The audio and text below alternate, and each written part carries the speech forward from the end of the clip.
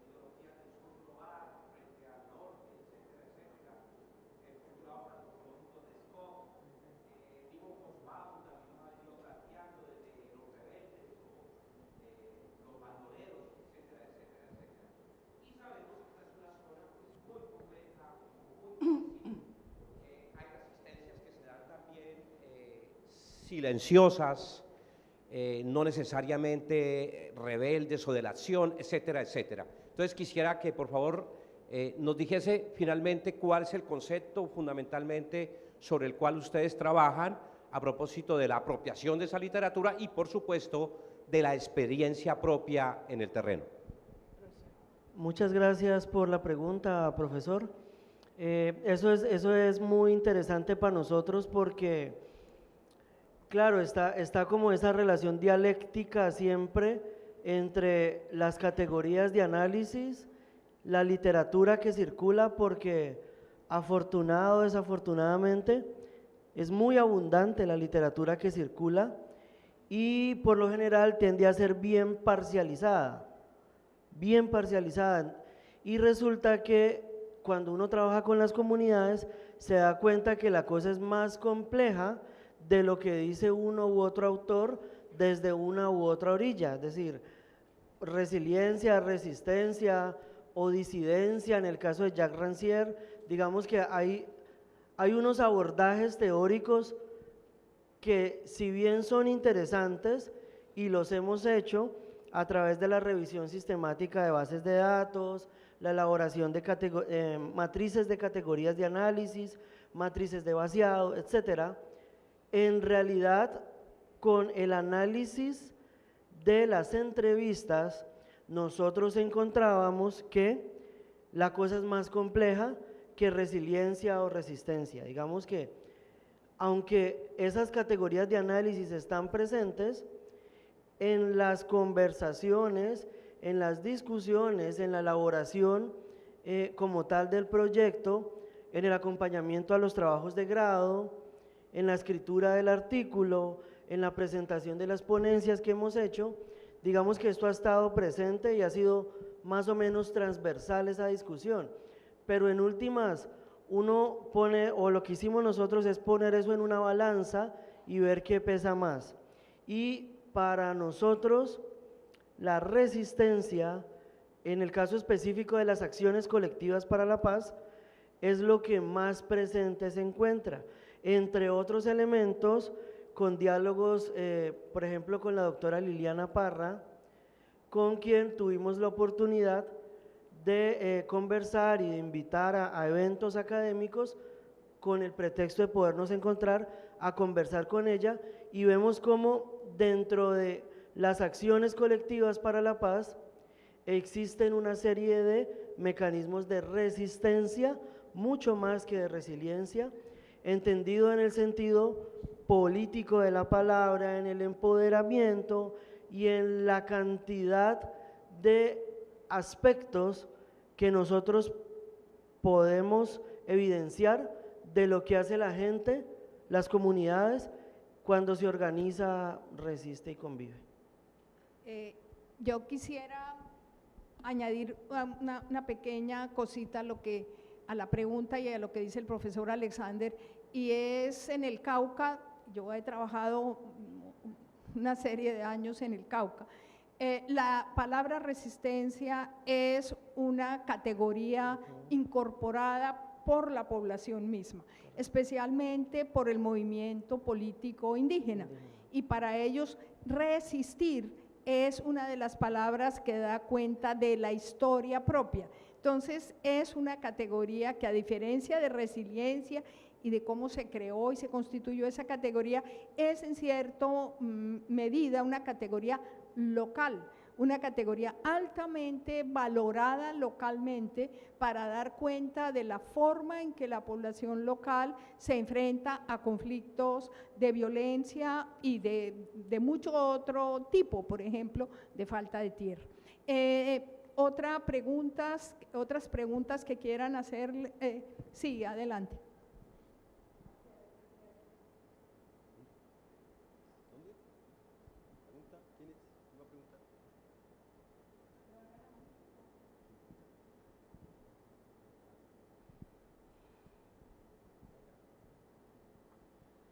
Buenas tardes, mi nombre es Marcela Restrepo, yo vengo en representación pues de la población en este momento de reintegración, ¿cierto?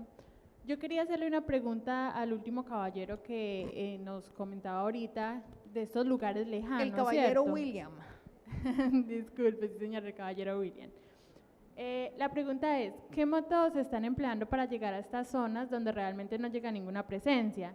Pues es allí donde realmente se necesita el acompañamiento del gobierno, pero realmente cuando yo digo…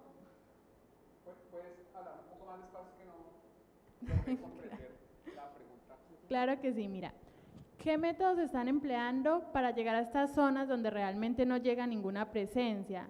Pues como usted lo indicaba hace un momento, se le había presentado pues la oportunidad de ir a algún lugar en el que usted de pronto sintió el temor, porque como usted lo indica, hay mucha presencia de grupos armados, ¿cierto? Pero mira que cuando hablamos de eso, pues suena muy lindo el acompañamiento con las zonas rurales, con estas personas que realmente necesitan el apoyo, pero ¿qué es lo que realmente se está haciendo para ir allá? Porque pues cuando uno dice en las zonas rurales que están tan alejadas, por lo menos yo vengo de un lugar a donde usted para salir a un pueblo más cercano tenía que caminar 7 horas, y estas zonas son las que realmente necesitan una presencia y no necesariamente de ejército, de policía, porque realmente eso solamente va a generar más guerra. El hecho de que un militar vaya a la casa de una persona de zona rural, eso le puede generar a esa persona muchos conflictos, ¿cierto? Pero ¿qué estamos haciendo realmente para brindar ese acompañamiento? Por ejemplo, pues en este momento el hecho de que universidades se estén presentando para interesarse más que todo en proyectos como estos, ¿cierto? Donde se brinde ese acompañamiento y se indague más acerca de lo que está pasando realmente, pues uno realmente se siente acompañado y se siente mucho más seguro. Pero en cuanto al tema de estas personas que no logran tener comunicación directamente con alguien con quien realmente se puedan sentir confiados, ¿qué estamos haciendo para poder estar con ellos? No que ellos tengan que ir de pronto a una ciudad para sentirse acompañados o para que los preparen un poco para lo que se viene, ¿cierto?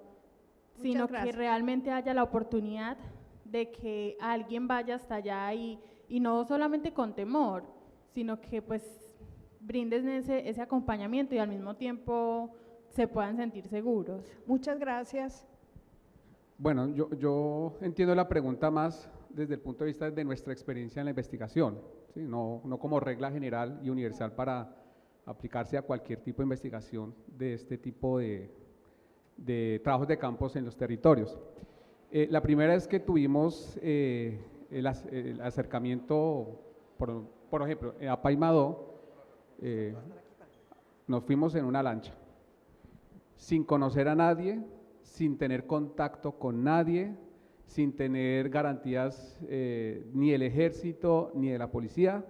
Creo que fuimos, no fuimos valientes, fuimos temerarios, ¿sí? No valientes sino temerarios, porque, bueno, nos pasaron varias situaciones que obviamente nos generaron ese miedo. Ya después de eso, pues fuimos conociendo a los líderes de los consejos comunitarios. Obviamente también estuvimos en la 15ª Brigada del Ejército, a quien le pedimos también apoyo frente a este tema de visitas. También después de eso tuvimos el apoyo de una de las representantes de la Defensoría del Pueblo para que hubiese un acompañamiento a los territorios de tal manera que pues, tuviéramos una cierta garantía de seguridad frente a estos aspectos. Ahora bien, lo que sí también es necesario recalcar en esta investigación es que si bien es necesario, digamos, hablar con las comunidades, otro elemento fundamental era conocer el río Atrato, o sea, en otras palabras, los daños ambientales que se han generado a través del conflicto armado. En otras palabras, de la misma manera que las comunidades son sujetos en este proceso de investigación que hemos venido realizando, el río Atrato también se nos convirtió en un sujeto. O sea, no era necesario única y exclusivamente ir a las comunidades, hablar con ellas, era necesario, obviamente hicimos entrevistas, grupos focales y demás cosas, pero también tuvimos que ir a esas zonas donde estaban las dragas, dragones, retroexcavadoras, sí. Inclusive logramos estar en unos dragones o dragas donde había personas trabajando en ese momento, ¿sí? Estuvimos en una retroexcavadora que el ejército había dañado y cuando volvimos a ese terreno ya la estaban reparando. Eso es lo que yo decía. De nada sirve que las fuerzas militares o la policía dañe dragones, dragas, ellos cogen los motores, los esconden, dañan la máquina, el esqueleto y a las 3 semanas otra vez está arreglado eso y ya. Digamos, este tipo de seguridad no sirve para este caso específico. Ahora, ¿qué hemos venido haciendo con el resto de las comunidades? En efecto, nosotros los hemos llamado a Quibdó, ¿sí? A la capital. Los hemos convocado porque ellos mismos han pedido que se sienten más tranquilos, seguros, hablando, expresándose en Quibdó que en sus mismos territorios. Entonces, los diferentes viajes que hemos hecho con ellos, los hemos traído. Lo último que hicimos con ellos fue, nosotros creamos un curso de maestría que se llama Medio Ambiente, Conflicto Armado y Construcción de Paz en Colombia, y a ellos, a estos líderes, nosotros los inscribimos al curso y tomaron el curso con nosotros en el caso de la maestría. Y vamos a hacer 2 cursos más con esta misma temática, pero lo vamos a hacer en Quibdó, ya directamente allá, y después vamos a hacer otro y los vamos a traer a Bogotá, porque sí queremos que ellos sean replicadores de este proceso y acompañamiento como tal de la investigación. Aprovecho también para hacer una pequeña anotación a la pregunta y a lo que dice el profesor William, y es, los investigadores sabemos que tenemos unos límites, es decir, que nuestra margen de posibilidad y de acción es limitado, y con eso empezamos generalmente a hacer investigación. O sea, nosotros no está en nuestras manos remediar cosas como la presencia institucional, como la presencia del Estado para la seguridad humana, pero sí está en nuestras posibilidades acompañar a esas comunidades, darles voz y visibilidad y expandir esa voz al conjunto de la sociedad y a las instituciones.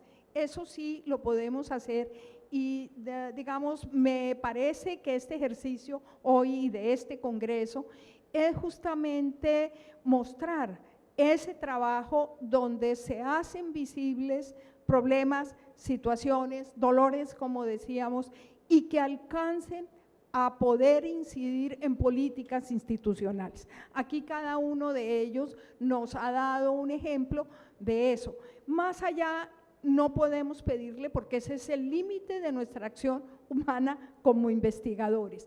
tenemos tiempo para una pregunta más o de pronto, sí, tal vez Profesora una. Miriam, yo, si me permite, yo ¿Cómo no? quisiera ¿Cómo no? complementar ¿Cómo no, profesora la respuesta Berlin? a esta pregunta, sí, que me parece que es súper importante porque, claro, y además de lo que usted acaba de decir con respecto a los límites que tenemos los investigadores, también, digamos, no solamente hay unos límites en términos de lo que hacemos, sino también unos límites, digamos, como disciplinares o desde las orillas donde nos paramos para intentar entender como los fenómenos.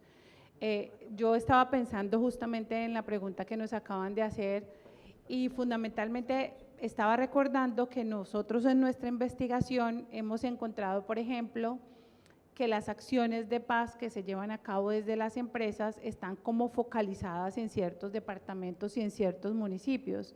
Entonces yo pensaba, claro, Colombia tiene 32 departamentos, pero más de 1000 municipios, y teniendo en cuenta que además el conflicto pues es como muy dinámico porque hay unos actores en una región, en una zona, y luego vienen otros y luego se combinan y otros luego mutan. Al final resulta como muy complicado, digamos, que poder llegar a todas las, digamos, como todos los sitios, todas las regiones, todos los municipios, todas las veredas y corregimientos de Colombia, por la misma dinámica que tiene el conflicto y además por las mismas dificultades que muchas veces tienen quienes pueden, digamos, aportar soluciones.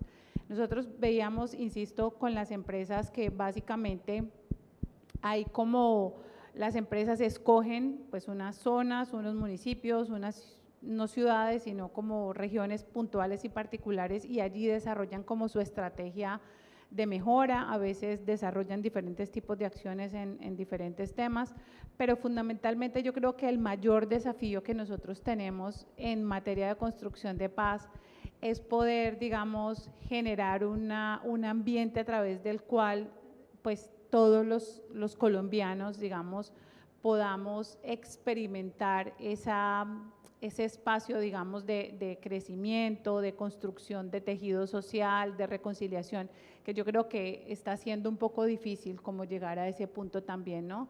Yo creo que las dificultades que nos plantea nuestro mismo país geográficamente y demás hace que sea bastante complicado entonces como lograr eso, pero el ideal, claro, sería que no tuviéramos regiones a las cuales, digamos, este tipo de intervenciones finalmente no puedan llegar.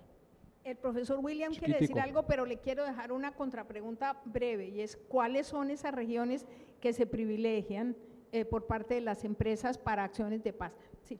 Cortico, sin caer en el decisionismo político, creería que los resultados de todas las investigaciones que hemos venido haciendo son recomendaciones para los tomadores de decisiones sobre políticas públicas. O sea, nosotros llegamos hasta cierto punto, como lo dice la doctora Jimena, tú también lo estás ratificando, y el acompañamiento a las comunidades, la formación ciudadana con ellos, hasta ahí podemos trabajar, pero las decisiones las toman los entes gubernamentales finalmente. Insisto, sin caer en el decisionismo político, que es otro extremo aberrante de la política y no es la idea.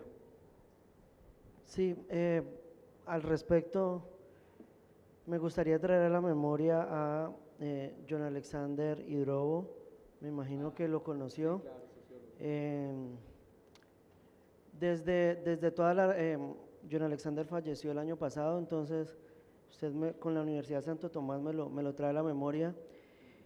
Y hay una reflexión que él ayudó a movilizar muchísimo en trabajo que hizo con comunidades de base muy serio, y me recuerda a propósito de lo que estamos, a propósito de este escenario tan bonito en el que estamos, la importancia de la recuperación de las experiencias vividas desde lo humano. Yo quiero, y a propósito también de su intervención, yo quiero rescatar, sea desde lo empresarial, sea desde lo académico, sea desde cualquiera de los escenarios que nosotros nos movilicemos, me parece que lo humano está ahí mediando, a veces limitando, pero siempre posibilitando, como utopía, ¿no? Que esa afirmación tan bella de la que Galeano renegó, pero pero no, que para qué sirve la utopía, para caminar, con todas las dificultades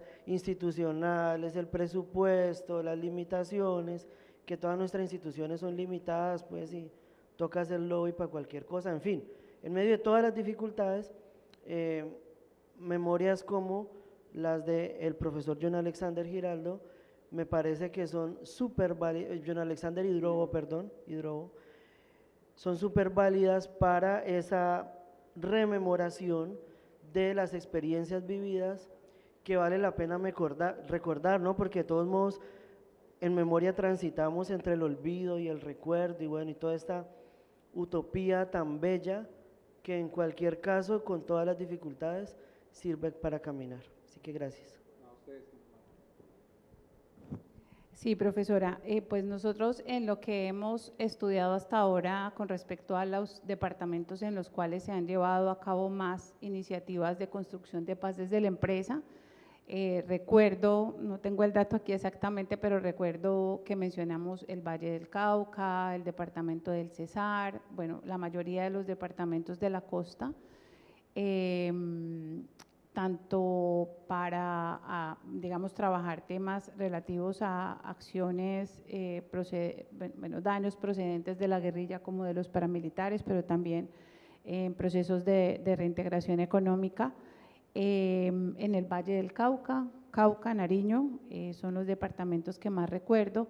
Y bueno, estos finalmente seguramente corresponden, no hemos hecho el ejercicio puntualmente, pero corresponden seguramente a las zonas PDTs que luego pues fueron declarados por el gobierno, que entiendo que también están teniendo una transición como a otra figura de organización, pero que fundamentalmente sí que es verdad que aunque hay pues unas regiones geográficas relativamente grandes, lo cierto es que finalmente están como muy focalizadas en municipios y en corregimientos más pequeños. Entonces, al final el espectro del conflicto armado, pues digamos es como muy amplio, pero digamos que la focalización puede ser muy puntual y muy específica. Muchas gracias. ¿Han pedido una última pregunta, por favor, atrás? Muchas gracias. Eliezer Soto, hasta enero director de Pastoral Social de la Diócesis de Barranca Bermeja y desde febrero secretario general de la Comisión de Conciliación Nacional de la Conferencia Episcopal. Quiero plantear dos puntos muy rápidos, haciendo eco al profesor Álvaro Acevedo sobre el sentido de la resiliencia a las personas de la Universidad de Popayán y de la Universidad del Rosario. Dentro de la investigación para la Universidad del Rosario y dentro del sentido con el que manejaron la categoría de resiliencia para la Universidad de Popayán, ¿qué sentido manejan o qué sentido han descubierto en las comunidades y en las empresas? Es un sentido neoliberal donde la resiliencia es un trabajo, es una construcción individualista, sálvese quien pueda, afronte usted el conflicto y resurja del conflicto con iniciativas, y allí viene todo este tema de los emprendedores y de los emprendimientos, donde lo importante es que cada individuo sobreviva y salga adelante, pero no hay una dimensión de sociedad, de construcción de comunitariedad, o es otro sentido solidario y de construcción de comunidad, de pueblos que se unen para generar una verdadera resistencia, y en ese mecanismo de resistencia van construyendo su resiliencia. Son casos como la ATCC en la India, en Landázuri, casos como el Común y la Constituyente en algunas poblaciones de Santander. ¿Cuál es el enfoque? ¿Y qué enfoque descubren en las empresas? Y para el compañero de la Universidad de Santo Tomás, no sé si copié mal, tú decías que la construcción de paz debe asumirse no desde un punto de vista más desde un punto de vista biocéntrico y no antropocéntrico, o es desde un punto de vista biocéntrico y no solo antropocéntrico, biocéntrico que incluye lo antropocéntrico, porque hay dos enfoques de la ecología, o hay dos sentidos que no se excluyen sino que se complementan. Hay una ecología ambiental y una ecología humana, y a veces ponemos a jugar o la una o la otra. Entonces, se trata de articular, o hay una opción donde defendemos la naturaleza de los animales, pero no nos inmuta que la gente viva masacres, o es ecología ambiental con ecología humana. Yo dejo Muchas por ahí. gracias. Muchas gracias. Tenemos muy poco tiempo. Yo creo que ya no nos da tiempo para más preguntas porque les han pedido a ellos responder muy brevemente esto. Y también no me aguanto que como tengo mi micrófono puedo intervenir, y es la idea de que las comunidades están con la idea de defiéndase quien pueda, aisladas, fragmentadas, es una verdad a medias. Si uno ve el Cauca, y cojo el Cauca porque de nuevo lo conozco bastante, hay lo contrario a fragmentación, resignación, sálvese quien pueda. Hay una organización sumamente sólida, y me refiero a la organización indígena que cumplió ya 50 años, el Consejo Regional Indígena del Cauca, que se basa no simplemente en una red de consejos indígenas, de consejos comunitarios, sino en una densa y activísima red de base que son los cabildos indígenas del Cauca. Ahí no reina ningún sálvese quien pueda. Ellos están actuando de una manera, en este momento, yo diría heroica, frente a la confrontación de 3 grupos activos, violentos, que se disputan el control del territorio con un Estado que no está en capacidad de garantizar el monopolio de la violencia, y a pesar del asesinato de líderes que, lejos de indiferencia, han sido profundamente sentido y manifestado públicamente, a pesar de eso siguen empeñados en un proyecto de cultura, tierra, autonomía, y a través de la resistencia, ellos hablan de resistencia pacífica, y negados a que los agentes armados entren a su territorio. Eso les ha costado, no sé, 50, 52 líderes muertos, la negativa a que los grupos armados entren a los territorios indígenas. Me atrevo a decir eso porque a veces creamos una imagen negativa de una sociedad colombiana que al revés, en la base es resistente, fuerte, y en muchas zonas como el Cauca altamente organizada de forma colectiva. Por favor, entonces ustedes quieren decir algo a la… Sí, muchas gracias. En realidad la pregunta es compleja. Yo pues estoy de acuerdo con sus enunciados, pero digamos que dentro del proyecto de investigación nuestro tenemos muy presentes las dinámicas de emprendimiento, empleabilidad y organización social solidaria. Entonces digamos que pues porque nos ubicamos en la sublínea 2.6 de esta convocatoria, nosotros nos atrevimos, y por la presencia y colaboración del Centro de Desarrollo Tecnológico CREATIC, precisamente, pues nos atrevemos a aproximarnos un poco y a darle la vuelta al asunto. O sea, no son las empresas, porque además en la literatura que se rastreó, que se indagó, o son víctimas o victimarios, la literatura está bien parcializada, pero en la realidad la cosa es mucho más compleja de lo que la literatura científica afirma. O sea, la gente se organiza, resiste y convive, pero no solo las comunidades indígenas, sino que además eso se ha expandido como una onda bellísima, y entonces se encuentra uno una serie de consejos comunitarios que la tienen muy clara, y los afros sí que resisten.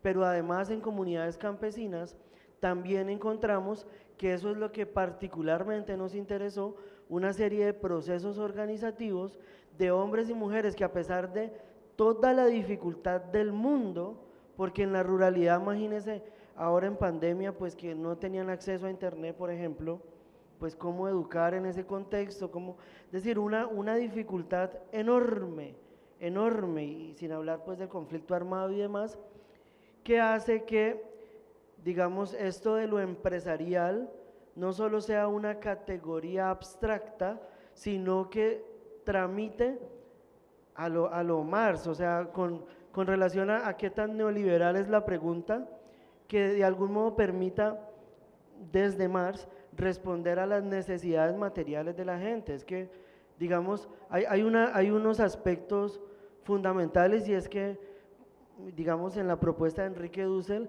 es necesaria la producción, reproducción y desarrollo de la vida humana en comunidad. Entonces, digamos que, y completamente de acuerdo con usted, no es una categoría neoliberal en el caso de lo empresarial, sino que lo que vemos en las comunidades con las que hemos tenido la oportunidad de trabajar, en Caldón y Cajibío específicamente, que aquí está la señora Yamile, que hace parte de una de las organizaciones de Cajibío, precisamente Agropaz Café, cómo la gente se organiza y tramita con esas necesidades básicas, independientemente de qué tan neoliberal sea o no la categoría, es en últimas como la solución a esas necesidades básicas insatisfechas históricamente.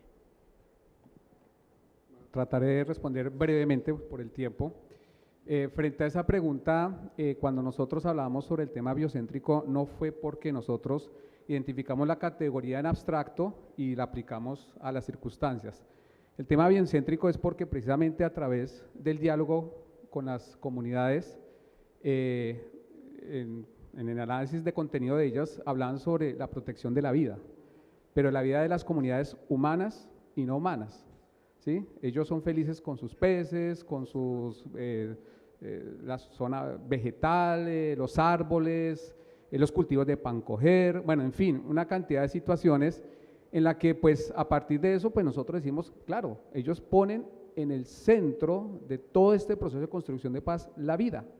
Entonces no lo estamos hablando desde el punto de vista, si lo queremos poner, es poner eso antropológico, filosófico, en el que, digamos, sí, entendemos que si hablamos de antropocentrismo, pues está dentro de la categoría del biocentrismo, porque el ser humano, además eso de antropos es hombre y esa cosa como que ya hace ruido, ¿no? El antropos, hombre, no, y no, es que ya vamos a más allá de eso, o sea, ya no es el hombre en el centro, porque de una manera u otra es desconocer también, digamos, con todos los estudios socioculturales, desconocer precisamente la pluralidad, la diversidad, el tema de los géneros, las demandas de las mujeres, en fin. Entonces, por eso el tema antropocéntrico suena un poco ruidoso.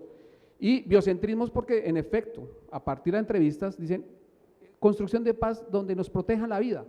Y para ellos la vida va más allá solamente de respirar bien, sino comer bien, tener salud, tener un trabajo que nos permita a nosotros vivir y estar con nuestra familia, en fin.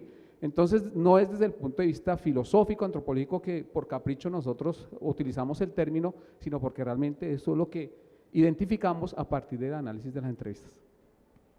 Bueno, y yo por último, sí, solamente para comentarle al profesor, creo que capturé la idea de como cuál es el sentido que dan los empresarios, en el caso nuestro, digamos, al proceso de construcción de paz. Nosotros no hemos llegado, digamos, a ese punto en nuestra investigación, porque, bueno, toda nuestra investigación es a través de fuentes secundarias, sin embargo, sí que podría decir en una etapa previa de este proyecto, que lo que sí hemos encontrado es que una muy buena parte, digamos, de los empresarios que han decidido desarrollar acciones de construcción de paz, lo hacen porque manifiestan, digamos, como entender la necesidad social de hacerlo. Claramente, pues los modelos de construcción de paz que existen, digamos, y se han desarrollado, ponen al sector empresarial, digamos, como un actor clave dentro del proceso de construcción de paz, y en ese sentido yo creo que, pues en general lo que hemos podido capturar hasta ahora es que los empresarios son sensibles, digamos, a ese contexto, que es el contexto de conflicto, y deciden cómo vincularse a este proceso. Y es lo que nosotros hemos encontrado. Sin embargo, también quiero solamente puntualizar una cosa, y es que también siento y hemos visto que los procesos de intervención de los empresarios en la construcción de paz también tienen mucho que ver con los asuntos políticos. Es decir, cuando entre el año 2012 y el 2015, un poco antes de que se firmara el acuerdo de paz, hubo una gran motivación y un gran, digamos, interés por parte de los empresarios para construir paz, y a partir del año 2015, un poco antes de firmar el acuerdo de paz, empezaron a disminuir en las mediciones que hace, por ejemplo, Cámara de Comercio de Bogotá. Esto básicamente lo que nos indica es que pues, los empresarios y su sentido, digamos, de construcción de paz también responde a unas dinámicas políticas que a veces escapan, digamos, como de sus manos, pero que sin lugar a dudas para poder entender el proceso de construcción de paz, pues también tenemos que entender esas dinámicas. Muchas gracias. Seguro quedan, no me cabe duda, muchas inquietudes, muchas preguntas por responder, pero queremos agradecerles a los 3 profesores su participación hoy. Ellos han demostrado el compromiso de los investigadores con esa difícil meta de construir una narrativa de paz que sea incluyente y que sea pluralista y en final una ética civil, creo, compartida del reconocimiento. Muchas gracias a todos y a ustedes.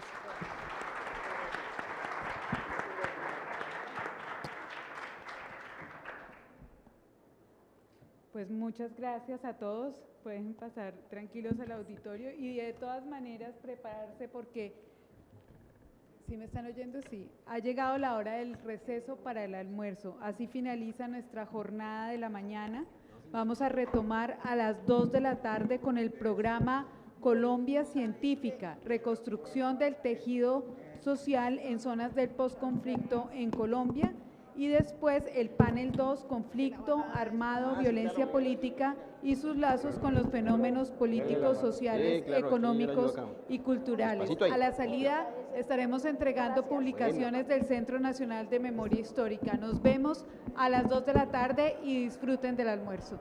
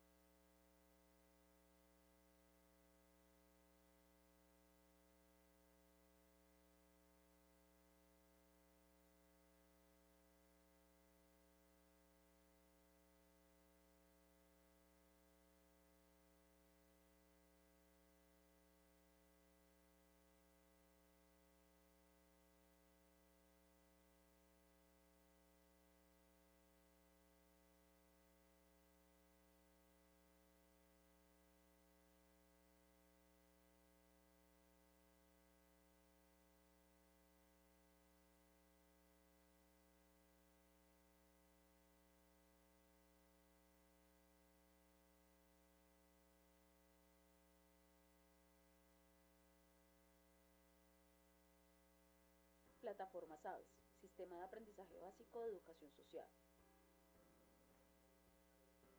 Un espacio para acceder a contenidos digitales construidos por expertos temáticos, en donde se podrán encontrar, entre otros recursos, el diplomado Capaces. Brindando formación en estudios sociales y potenciando ciudadanos íntegros, capaces y comprometidos con aportar a la comunidad y la sociedad. Contenidos creados para facilitar la socialización, integración, colocación e innovación social y cultural. Plataformas AVES, Sistema de Aprendizaje Básico de Educación Social.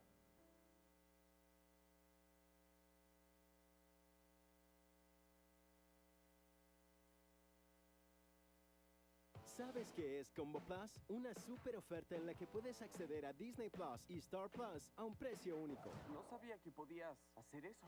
Disney Plus, las mejores historias del mundo. Diplomado Capaz, Star Plus, Diplomado Consultores de películas, Políticas de Paz series Territorial. y los deportes en vivo de ESPN. El diplomado permite la formación social de los Entretenimiento ciudadanos para en ti y tu sensación de familia. digital. Convivencia digital. Combo Plus, suscríbete ahora. Justicia ambiental y participación comunitaria. ¿Quieres equipar tu casa con un potente aire acondicionado sin gastar una fortuna? Presentamos Blast Portable. Conoce cómo este poderoso dispositivo ha logrado tanto éxito alrededor del mundo. Se avecina uno de los veranos más intensos. Los expertos afirman que será uno de los más calientes en mucho tiempo. Aproximadamente, el uso del aire acondicionado tradicional aumenta el consumo de energía en un 200%. Fue con eso en mente que un ingeniero desarrolló Blast Portable. Después de haber trabajado por más de 10 años en la industria de la refrigeración y tecnología y haber aprendido todo acerca de las últimas innovaciones en enfriamiento, se dio cuenta que podría crear una nueva alternativa, potente y económica, y sin todas las dificultades que un aire acondicionado convencional conlleva. Fue así que abandonó su prestigioso puesto y semanas más tarde creó su propio proyecto. Juntó a algunos de los mejores ingenieros especializados en el tema y contó con tecnología norteamericana. Y así nació Blast Portable, un potente aire acondicionado portátil capaz de enfriar espacios instantáneamente. Sabemos que hoy más que nunca la economía está afectada gracias a los recientes acontecimientos. Reducir costos de energía eléctrica es muy importante. Además, gracias a los cambios sociales y el home office, la tendencia es que las personas permanezcan más tiempo en casa, lo que exige mayor uso del aire acondicionado. Blast llega para resolver esos problemas y darle acceso a las personas a un potente dispositivo. Al cumplir 13 años de estar en la presencia de nuestro Padre Celestial. Y vamos a ofrecer esta Santa Eucaristía en este mes de mayo, de manera muy especial por todas las queridas madres, que bajo la intercesión y la santa protección de María Santísima, todas las queridas madres sean bendecidas en el camino de su vida. Iniciemos esta Santa Eucaristía en este mes de mayo, cantándole al Señor.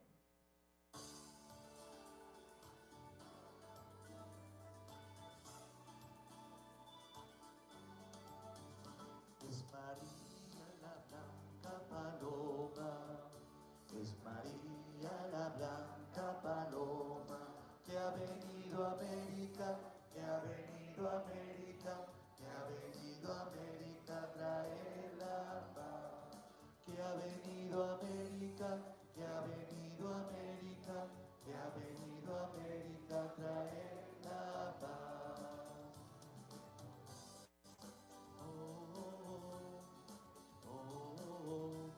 María, es por eso que los colombianos, es por eso que los colombianos la llamamos madre, la llamamos madre, la llamamos madre, madre de bondad, la llamamos madre, la llamamos madre, la llamamos madre, madre de bondad. Plataformas AVES, Sistema de Aprendizaje Básico de Educación Social. Congreguémonos en este mes de mayo, en el nombre del Padre, Un espacio para acceder y a del contenidos Hijo, y del digitales Espíritu construidos por expertos Santo. temáticos, Amén. en donde se podrán encontrar, La paz entre y la otros recursos, misericordia el diplomado que nos da Capaces. nuestro Salvador Jesucristo, esté siempre con vosotros. Brindando formación en estudios sociales y potenciando ciudadanos íntegros, capaces y comprometidos con aportar a la comunidad y la sociedad. Reconciliémonos con el Señor, pidiendo con humildad Contenidos creados para facilitar la socialización, integración, colocación e innovación social y cultural. Plataformas Aves, Sistema de Aprendizaje Básico de Educación y Social. arrepentidos de nuestras faltas, digamos. Curso de Google Sheets completo. Las hojas de cálculo de Google. La alternativa al Excel de Microsoft, que cada vez va ganando más adeptos, incluyendo. Hola, mi nombre es Diego Cárdenas y te doy la bienvenida a este nuevo curso aquí en el Tío Tech. Por eso ruego a Santa María siempre Virgen, a los ángeles y a los santos, y a ustedes hermanos que intercedan por mí. Antes de empezar me gustaría mencionar que en el Tío Tech no paramos de traer contenido educativo.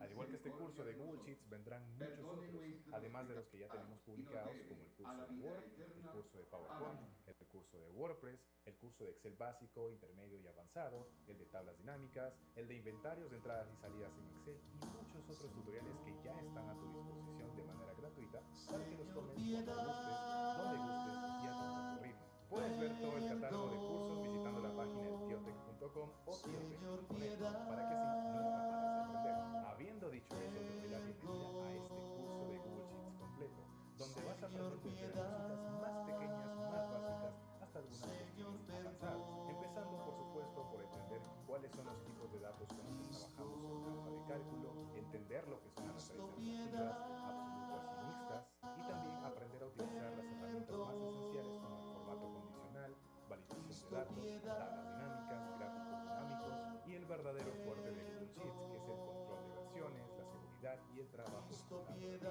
Por aquí te voy a dejar el temario del curso con sus respectivas marcas de tiempo para que le eches un vistazo a toda la información que te vas a llevar tomando este curso de inicio a fin. Y antes de comenzar te quiero dar un par de tips. En primer lugar puedes ver que la línea de tiempo de este video está dividida en secciones. Pasando el mouse por estas secciones podrás ver a qué tema se refiere. También podrás encontrar estas marcas de tiempo en la descripción del video. Es muy importante que revises esta descripción porque ahí también vas a encontrar el link para acceder a todos los distintos ejercicios prácticos que estaremos desarrollando a lo largo de todo el curso. Simplemente le haces un clic para ir a la página del curso, buscas el tema en el que te encuentras y le das al clic al botón acceder al ejercicio. Esto te va a llevar a otra ventana donde debes clicar en hacer una copia y de esta forma podrás practicar junto conmigo con las mismas bases de datos y ejercicios que estoy utilizando. Recuerda, este es un vídeo bastante largo, probablemente no lo vayas a terminar de golpe, así que también te recomiendo que vayas a la parte inferior de este video y busques el botoncito de guardar.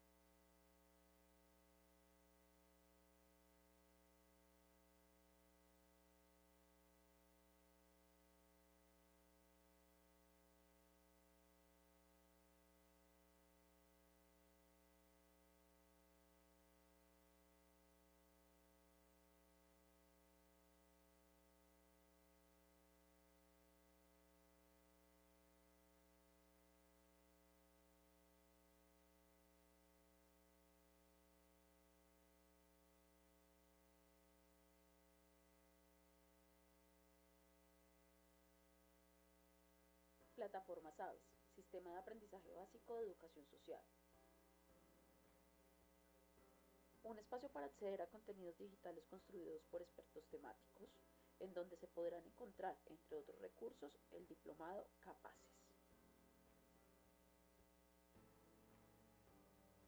Brindando formación en estudios sociales y potenciando ciudadanos íntegros, capaces y comprometidos con aportar a la comunidad y la sociedad. Contenidos creados para facilitar la socialización, integración, colocación e innovación social y cultural. Plataformas Aves, Sistema de Aprendizaje Básico de Educación Social.